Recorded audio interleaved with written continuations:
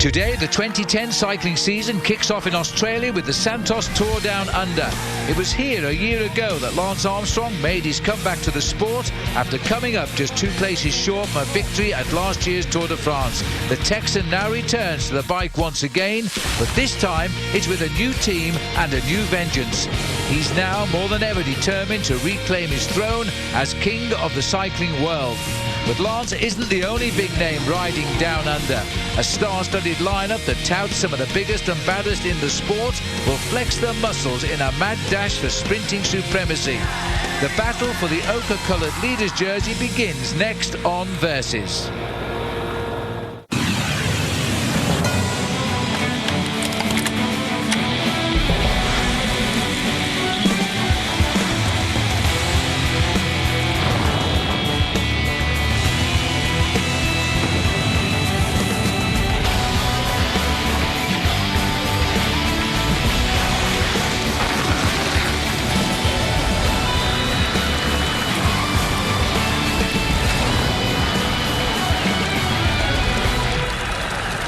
Hello everyone and welcome to the Epic Cycle presented by Michelob Ultra.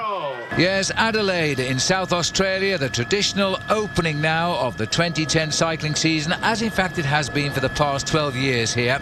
And it begins with the Cancer Council Helpline Classic. I'm Phil Liggett, alongside me is Paul Sherwin, and down below the helicopter, Paul, 133 of the world's best riders.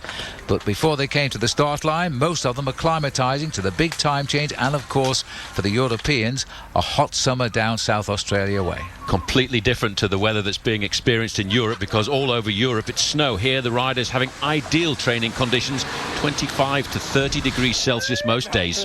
And the man a lot of people have come to see for the second year was Lance Armstrong on his comeback trail, also Robin McEwen. Lance Armstrong announcing on twitter.com, "Come for a ride with me."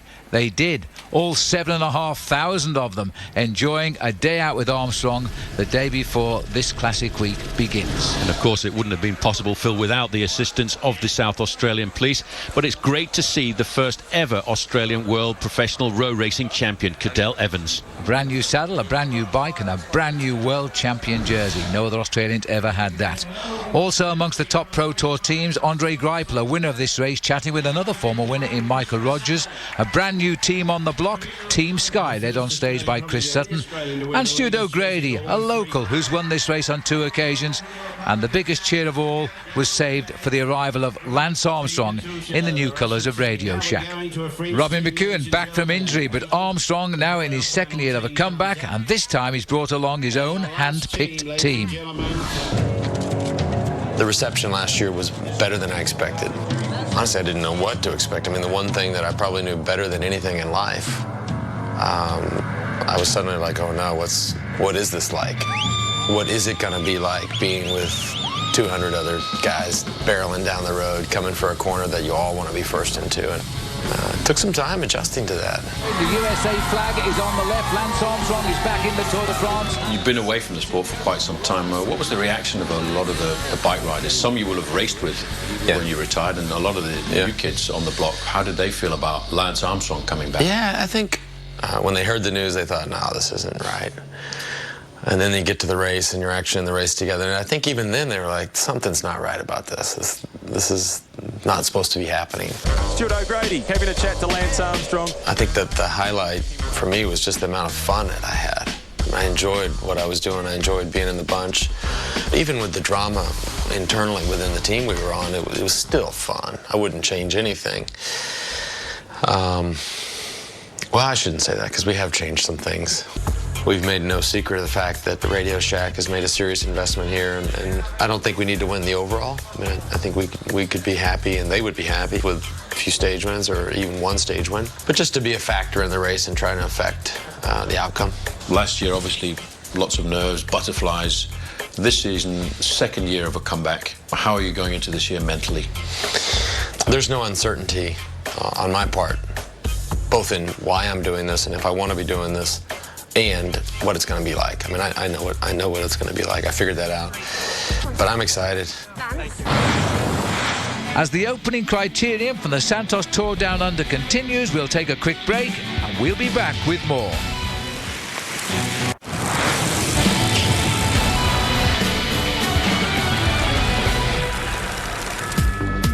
fans be on the lookout as Michelob Ultra has partnered with Versus for the Roll with Bob contest, where one lucky fan will ride a mountain stage with Bob Roll at this year's Tour de France.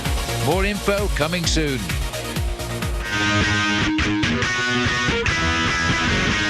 Yes, hello everybody and welcome to the city of Adelaide. It all began here 12 years ago with the Santos Tour Down Under, and now we are bringing the world's finest cyclists. There they are. This is a prelude, if you like. It's the Cancer Council Helpline Classic. It's 51 kilometres, 17 circuits here of Rymel Park outside the main streets of Adelaide. I'm Phil Ligg. Alongside me is Paul Sherwin. And Paul, we say it every year, I know, but this is a superb field. And the Premier Mike Grant fires the gun, as he has done so often here. Last year he fired it. It was Robbie McEwen who came back first, and Robbie is in the field again after a horrible season when he left Australia for the full year in Europe. He crashed in the Tour of Belgium and completely ruined his year. Hopefully he's back. We'll find out. Well, by tradition almost, the crowd have turned out in their tens of thousands yet again to welcome the 19 top teams of the world. And it's a beautiful afternoon. Rain this morning has gone away. We're talking of around 24, 25 degrees Celsius, and we're moving towards the end of the afternoon here in Adelaide. Well, watch and learn with us today, because as such it is that the majority of teams have changed their racing colours this year, plus the addition of new teams like Lance Armstrong as well, as we see a move here coming, I think, from Rowan Dennis, as he now puts the hammer down a little bit, and Rowan's already coming off a championship earlier this last week in Buninyong in Victoria, and he's now coming as a gold medal holder in the time trial, and there he goes. So if they let him go, Paul, we might never see him again. I don't think they've let him go, Phil. You can see all of a sudden the main field reacting, stretching out into a long line at the front end of the pack. They're pulling down all of these breakaways. The teams of the sprinters will try and keep this organised and keep the pace as high as possible to make sure that there are no escapees before we come down to the final few circuits. It's going to be difficult to stay away. Amaya's looking over his shoulder here. He's not asked any assistance from the other rider here, but I'm not sure that he could help him if he wanted to just now. This is a tough ride. Here they come, and at the crucial moment, of course, it's the sprint this time around, and they've wound them in. Radio Shack in control at the front, and sitting behind them it's Case Depania. This may well be a little move trying to come from Rojas, an extremely good Spanish sprinter there. You can see over on the right hand side as well, Lance Armstrong and his men have got themselves all lined up. It may well be that they're looking after their big sprinter, and that is Gert Stegemans. Well, this is Ivan Gutierrez, I think, who's just broken from the pack as he's gone over to the far left of our picture, the right of the road of the riders. They've gone after him. Gutierrez is a very good time size, but he's also a pretty good sprinter, and he's gone early here.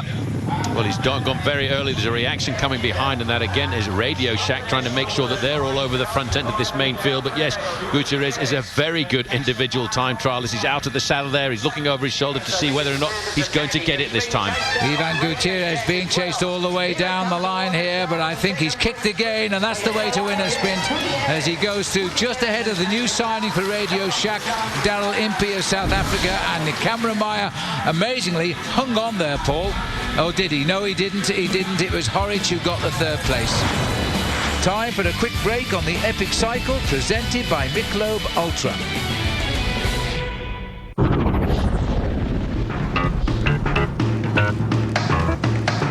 Weapon.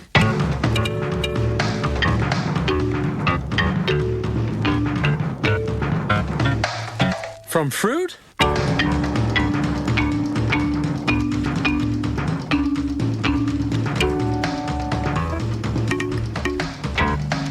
How do you like them apples?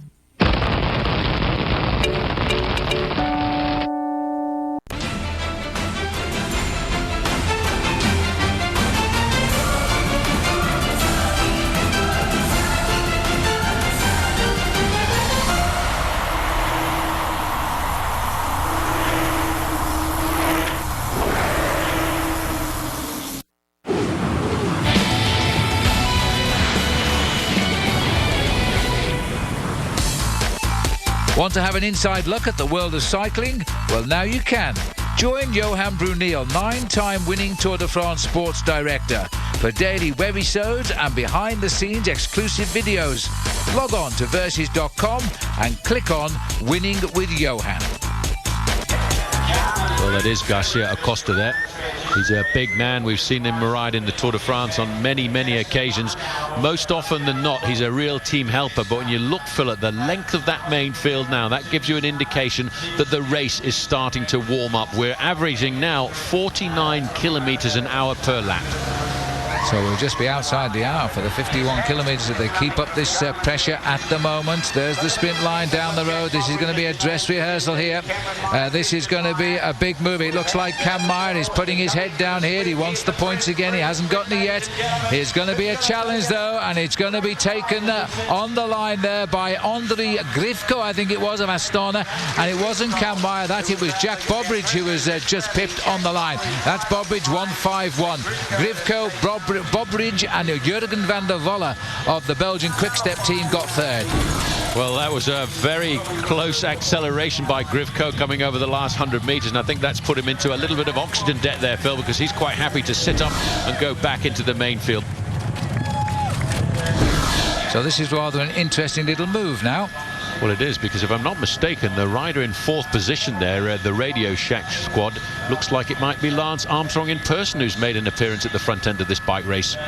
Well, there you are. He's come to be competitive. He says a year on after his comeback, he's a year stronger now because he came back, remember, after 3.5 years out of the sport. And there he is. Where's number 11?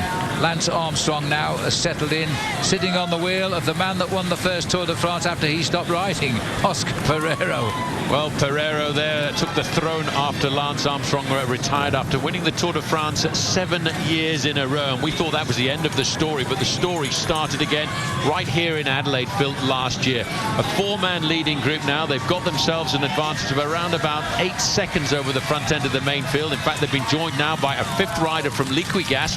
Now, that means that this is going to start to look like a serious breakaway. Getting into that leading group now of 5 riders with Oscar Pereiro and Lance Armstrong. There is also Michael Querel has got in there from Française des Jeux.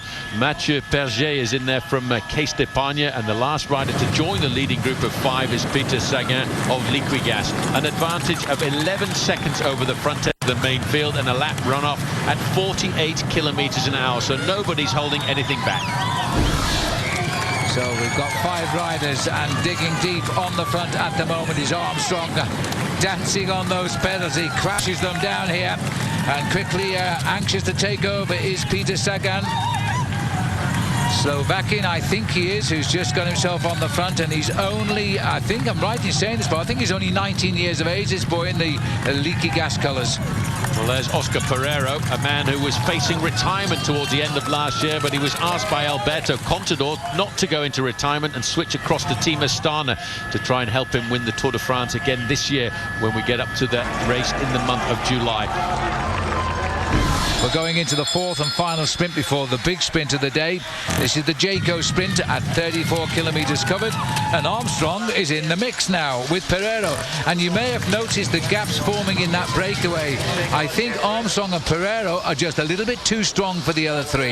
Well, the gap has come down. It went up to a maximum of 20 seconds. It's now down to 13 seconds on the line, but you may have noticed the front end of the main field was pretty much yellow, black and white, and that was Team Columbia HTC. They are organised, getting the pace nice and high. They don't want to break away like this to steal the chances away from their sprinter Andre Greipel, who I'd have to say, Phil, is probably the #1 favourite to try and take out victory on this first event in the series of events that we're going to enjoy in South Australia this week.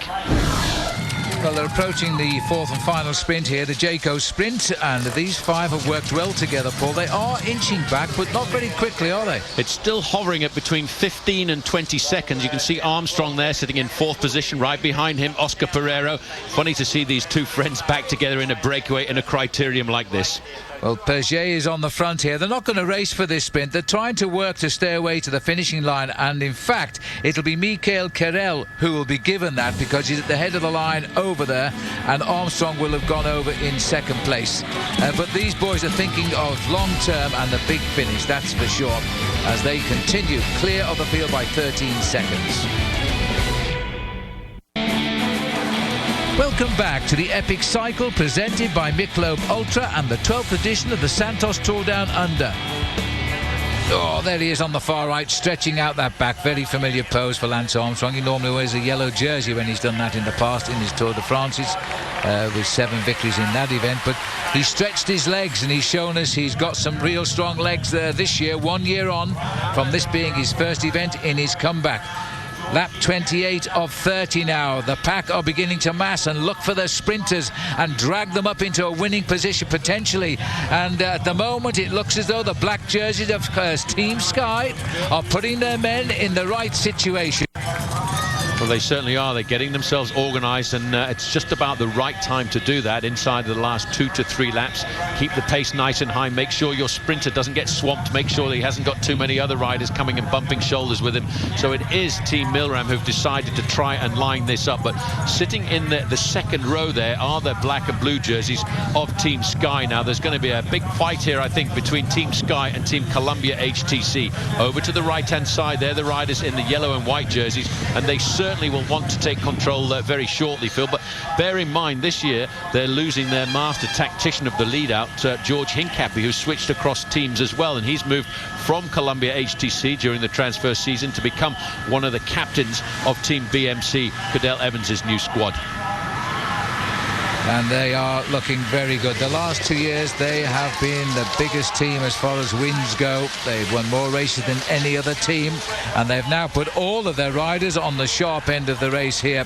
So this is going to favour them if they can get through. Greipel will be their man, and he packs one terrific punch, and he's got great lead-out men in Bernard Eisel and Bert Grabsch to take him to the line. And now they're trying to put Greipel into a position. He will be the furthest away in these yellow and black colours, hoping to keep out of trouble. But the Team Sky, it's a new team, remember, and it's I'm delighted to say it's a British team bound for the Tour de France this year, if they get an invitation, and they should, are now trying to prove to the organisers of the big race that they're up for it. And now a big drive going on from the British team. Well, they've taken over the standings at the front end. They've got to keep this up for 1.5 laps. That's a big organisation. I'm sure they've practiced this in training beforehand. The last man in that line will be Greg Henderson, and I'm sure he will be launched into the attack probably by Chris Sutton. There you can see the black jerseys of Team Sky, brand new team from Great Britain. There's not too many Brits on that squad though at the moment, because we're going to be counting on men from the Antipodes, from New Zealand and from Australia to try and get themselves a victory. But they are, Phil, very much in command. Russell Downing, and following him through, the Commonwealth Games champion Matt Hayman. He left Rabobank to join Team Sky. Downing did a good ride there. He's peeled off now, and he's left the Commonwealth champion to set the pace. He's never won a race since he won the title in Melbourne in 2006, but that doesn't mean he's not good. He is one of the team, and he's got a brilliant engine. And now with Downing gone, Hayman drives Team Sky. Well, Matty Hayman knows how to do this. He's done this before for riders like Oscar Freire, the great Spanish sprinter on Team Rabobank, and now it's up to him to try and keep the pace as high as possible. And I'm sure, Phil, that Team Columbia HTC have not played their last card. Hayman leads, and right on his wheel is Vigano, followed by Chris Sutton, followed by Greg Henderson. They're all Team Sky. Then tagged in behind them, Robbie McEwen is there. Hayden Rulston is also there for the High Road team, which is HTC Columbia. Graham Brown has fought his way in too. He went through in 7th position, and Brownie's won the opening day in the past as well. There he is in the Rabobank colours as they come off that bottom bend now, and that's done it for Hayden. Not surprisingly, Vigano has taken up the running. Chris Sutton is hanging on in there as well, because Ben Swift, in fact, it looks like to me, who's come up into second wheel at the moment, who left the side of Robbie McEwen and Team Katusha to join Team Sky. This is a drive now, but it's being disrupted here, as now we've got HTC are now moving in, and that's Marcel Seberg who's taken over the running for HTC Columbia. Well, the sprinters are trying desperately to break this race up at the front. Look at the gaps down the end now. If you haven't got your sprinter in position now, it might be too late, because HTC Columbia are trying to give this one to Andre Greipel. Seberg sets the pace. Now he's taking a little break. Greipel is still there, but Team Sky are breaking up the train of HTC Columbia. And also Alan Davis is trying to move in there for Astana, the overall winner last year of the Santos Tour Down Under. Well, I think it's possible that HTC may have blown this, unless Greipel has got a long kick here, because they're lining up behind him. as a big move comes on the left of the picture now, but this is the final kick for the line, and it looks to me as though it is going to be a 1-2 for Team Sky, because it's won by Greg Henderson with CJ Chris Sutton in second place as they went over the line. McEwen got third, Greipel will be fourth, Baden Cook in fifth, and Graham Brown in sixth, and I think Davis got seventh. Well, Greg Henderson, the first race in the colours of Team Sky, and they are first over the line. That is a result in no short manner. Let's have a look at the sprint again. Greipel is on the left in the yellow and losing ground as they make it rather simply a good 1-2 for Team Sky. Well, they did promise they'd be competitive before the stage began, and we can't argue with that now, can we? Oh, mate, honestly, it doesn't get any better. We were joking about it in the room. We said the best way that the Team Sky can put themselves on the map is the very, very first race that we get together. We end up winning a bike race, and I mean, that just happened tonight. It was just unbelievable, the team. The lead out was so fast. I don't think I've been on the back of anything faster.